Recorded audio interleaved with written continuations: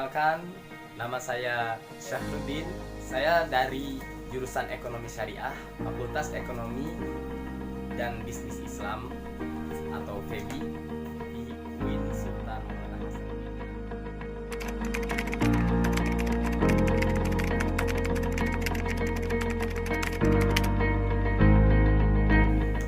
Undang-Undang Republik Indonesia Nomor 10 Tahun 1998 tentang Perbankan Pasal 1 Ayat 2 menyebutkan bahwa bank adalah sebuah badan usaha yang menghimpun dana dari masyarakat dalam bentuk simpanan dan menyalurkannya kepada masyarakat dalam bentuk kredit dan atau bentuk-bentuk yang lain dengan tujuan untuk meningkatkan taraf hidup orang banyak. Sehingga dari pengertian bank tersebut atau dari undang-undang bank tersebut kita dapat mengambil kesimpulan tentang pengertian bank, yang mana bank itu adalah sebuah badan usaha untuk menghimpun dana, menyalurkan dana, dan lain-lain.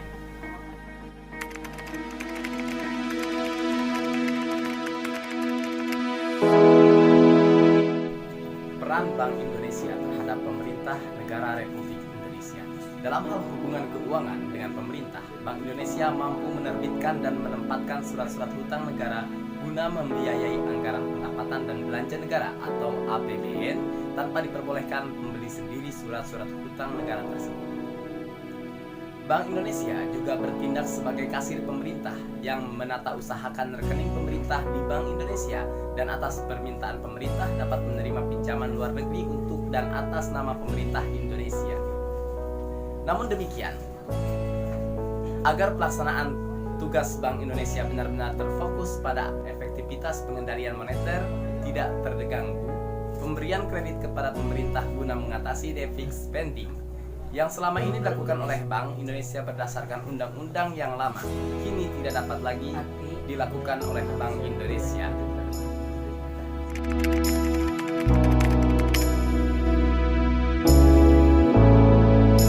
Berikut ini adalah kegiatan-kegiatan bank yang sesuai dengan Undang-Undang Perbankan Nomor 10 Tahun 1998. Yang pertama, menghimpun dana dari masyarakat.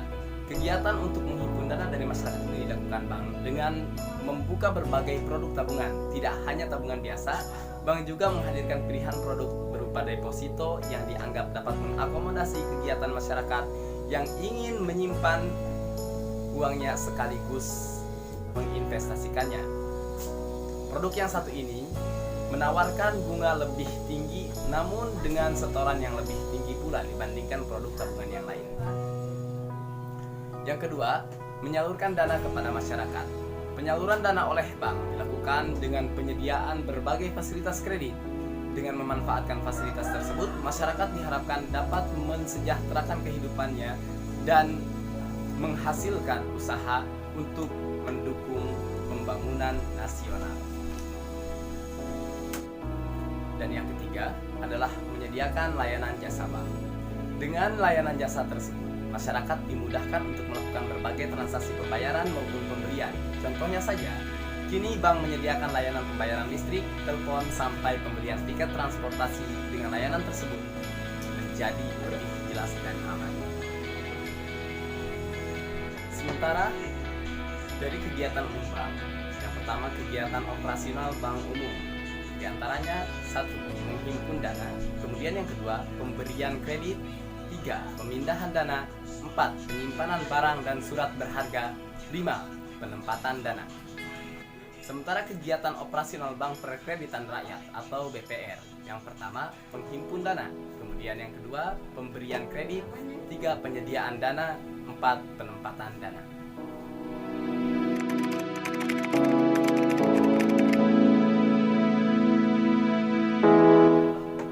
COVID-19 atau coronavirus menjadi pandemi global internasional, bahkan sampai ke dunia perekonomian.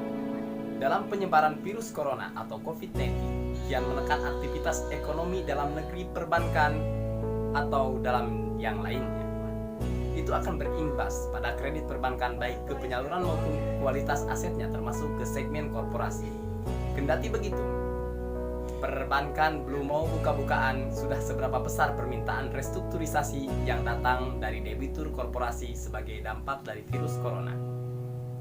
Bank Mandiri misalnya masih menginventarisir nasabah dari sektor-sektor terdampak virus corona untuk dilakukan penyesuaian relaksasi apa yang dibutuhkan debitur. Sementara rasio kredit bermasalah atau non-performing loan atau NPL kredit korporasi Bank Mandiri atau Bank Only masih di bawah 0,1%. Sedangkan BCA baru akan menyampaikan informasi terkait dengan kualitas kredit, NPL, dan restrukturisasi setelah kondisi COVID-19 ini mereda. Sebab menurut Santoso Lim, Direktur BCA, data-data terkait itu dapat berubah setiap waktu selagi wabah tersebut masih terus berkembang. Dari sisi keuangan, BCA terus menjaga posisi likuiditas, baik rupiah maupun falas atau valuta asing, dan permodalan yang solid. Bank ini memastikan layanan perbankan BCA terhadap berjalan secara normal, khususnya pelayanan perbankan digital seperti melalui mobile banking, internet, dan ATM di tengah segala keterbatasan dan penyesuaian yang terjadi. Adapun komposisi restrukturisasi kredit BRI terhadap total kredit per Februari masih sekitar 6%, relatif stabil dibandingkan periode yang sama tahun 2019.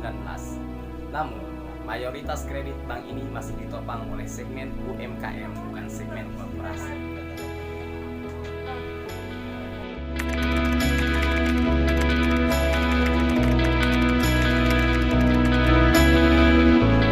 Kebijakan pemerintah terhadap ekonomi di tengah-tengah virus corona yang sangat mewabah.